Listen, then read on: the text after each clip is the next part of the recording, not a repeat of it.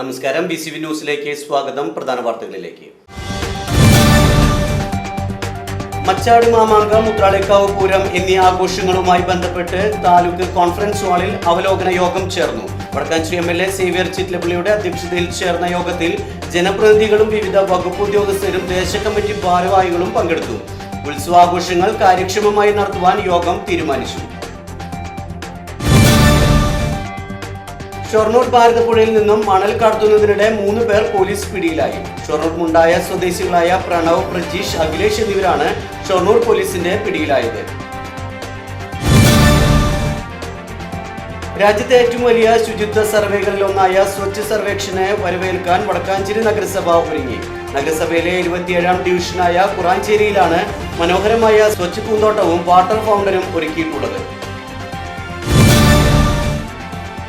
കൊടുങ്ങല്ലൂർ ഷൊർണൂർ സംസ്ഥാന പാതയിൽ വടക്കാഞ്ചേരി പുഴപ്പാലത്തിന് സമീപം വാഹനാപകടം.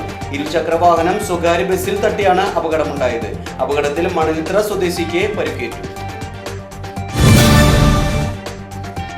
എരുമപ്പെട്ടി പുഴയിൽ അറവ് മാലിന്യം തള്ളുന്നത് പതിവാകുന്നു. പഴവൂർ പാലത്തിന് താഴെയാണ് അറവ് അവശിഷ്ടങ്ങൾ തള്ളിയിരിക്കുന്നത്.